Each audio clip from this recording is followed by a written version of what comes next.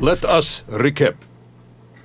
3 years ago, you were sent to the center of the Earth as part of a top-secret mission to ensure the delivery of Little Orpheus, an atomic-powered capsule. You promptly vanished until you casually wandered up to Molodiyozhnaya station 3 years later, claiming to have saved the world but lost Little Orpheus in the process. Is this correct?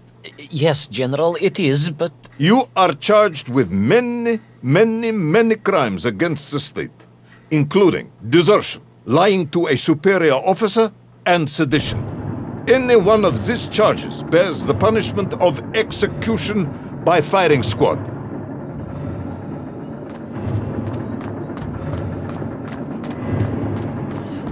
General, you must be reasonable.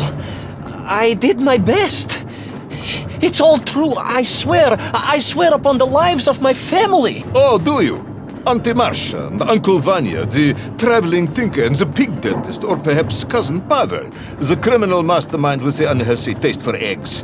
How stupid do you think I am, Comrade Devalov? Subdayu, it is all true. Maybe your toy maker, or was it watchmaker, father, who apparently taught you all he knew, despite being killed when you were less than 5 years old. I was a fast learner? You have precisely 1 minute to convince me not to summon the guards, and have you shot on the spot. A minute? A lifetime. It's all I need, General.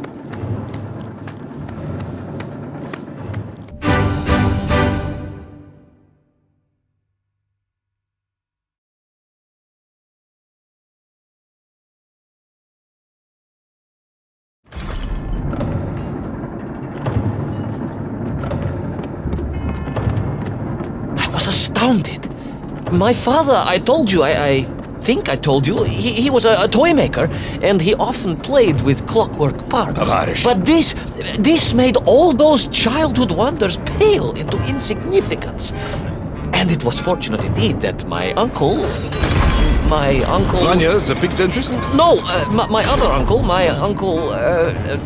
Sasha, had taken me mountaineering in the Urals during my childhood, for it was only by scaling these giant mechanical parts that I would reach Little Orpheus. Yes, I had been thinking that it seems awfully convenient that you were such an accomplished climber. I don't, however, recall any mention of this Uncle Sasha in your file. He was a very private man. A very unlikely man. That was Uncle Sasha's blessing and his curse.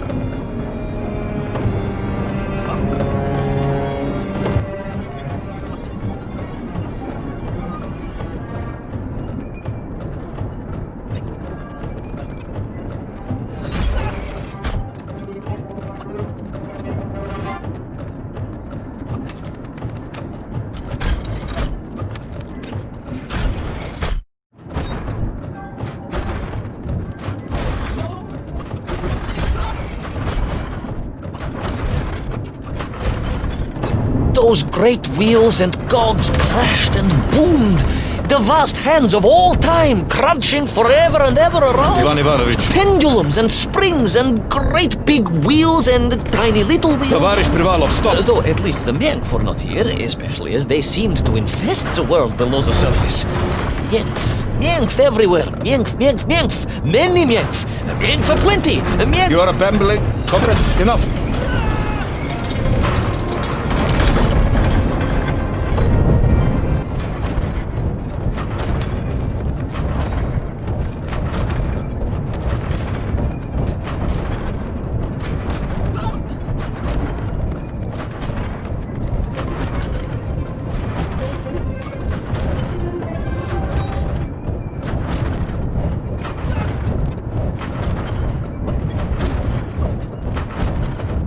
Was tall!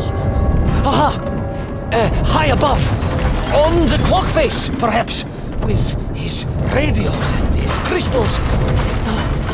If I could just reach him, I could use the bomb! There is no bomb!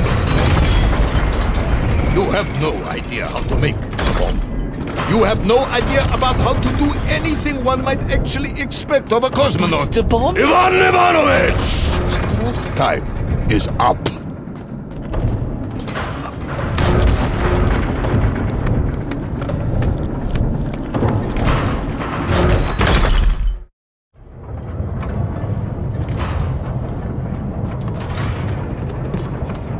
Stop talking, Tavarish.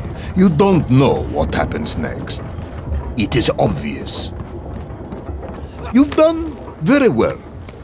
I applaud you for your efforts and your story. It is a wonderful tale, Comrade Privalov. I have enjoyed it immensely. But every story needs an ending. And it is clear yours does not have one. I just need more time. I think that even if I gave you all the time in the world, it would not be enough. No, General. I can do this. That is, I remember what happens next. I just need to catch my breath and compose myself. We both know how this story ends, comrade. But little Orpheus, you haven't heard what happened. We will find out soon enough. You will be executed, and another expedition will be sent. No, you cannot. You cannot. We must never go back. You don't understand. Make me, then. Make me understand. I am a kind man, although you may not believe this. I do not want to have you shot. So help me. Make me understand. Tell me what happened to little Orpheus.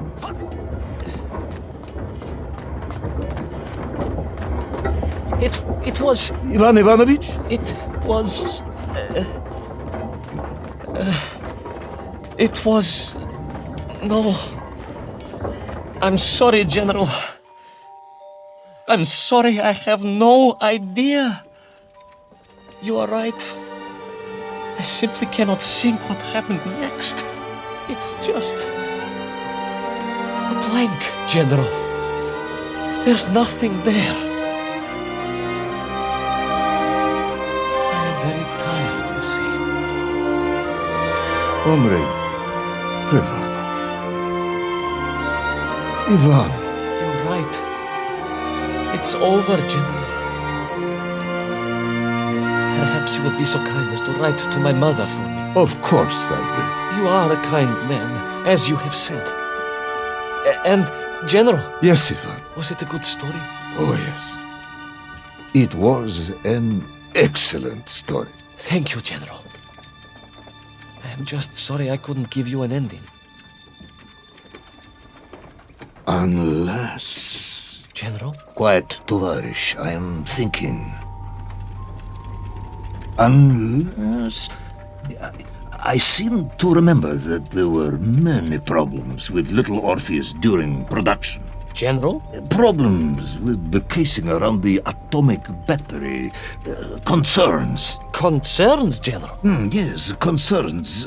Unlikely though that might be. Yeah, it seems if I remember that it failed to secure properly.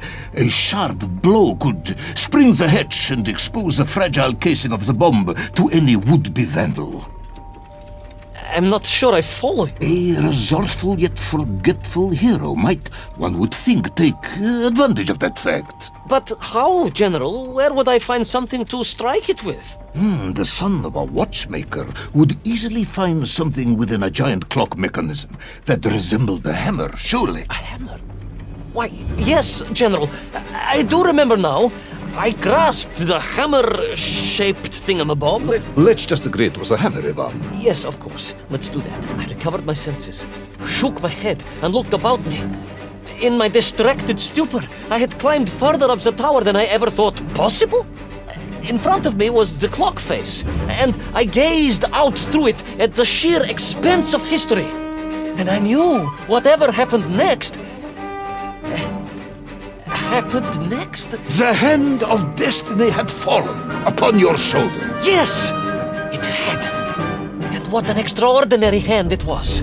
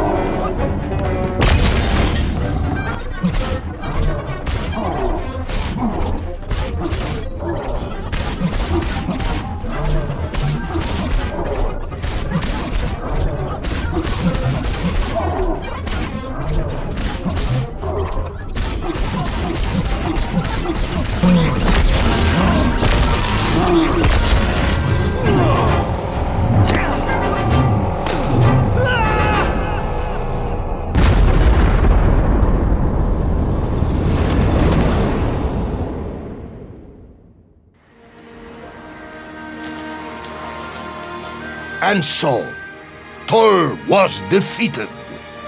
Little Orpheus destroyed, the bomb lost forever. Not just that, General. In that moment, time sprang back to its proper shape, and I found myself once more in Plutonia, as the start of my journey. But the wound in the interior sky was gone. The drill was gone. It was as if I had never been here. And they were nymph, free and happy, without the tyranny of toll, free to pursue their simple lives. But we can never go back? Never, General. One drill, one metal sphere, one lone cosmonaut was nearly enough to destroy time and unleash the tyrant toll upon our world. Who would think an innocuous beeping radio housed in a ball of metal could change the world so dramatically? Who indeed? But tell me, what of you? And what of your return to the surface? I stayed amongst the Mienk for as long as I could. But I came to realize they had begun to worship me as a king. No, General. I am a good socialist and could not allow this workers' paradise to become corrupted. And so I left that wonderful land for the last time. And then? And then I walked.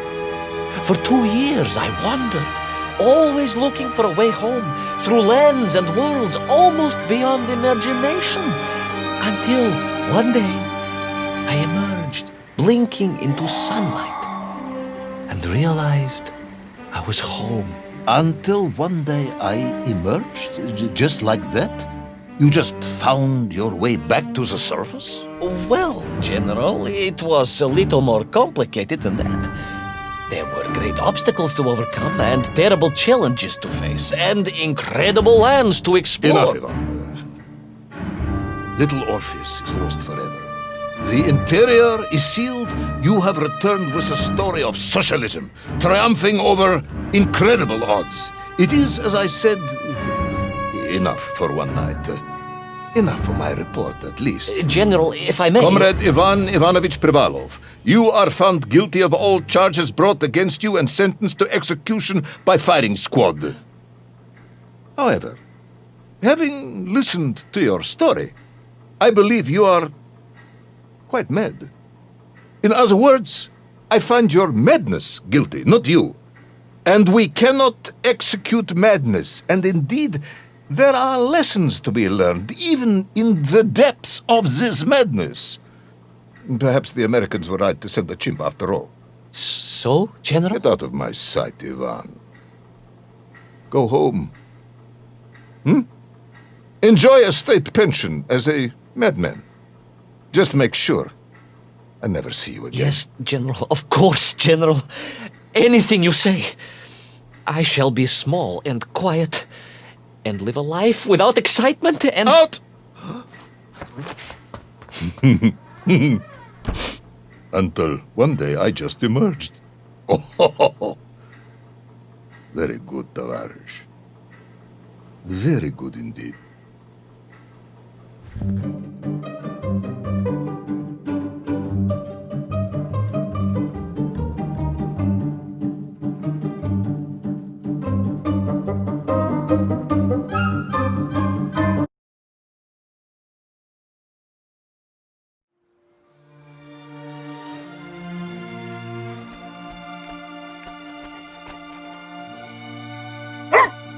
Laika.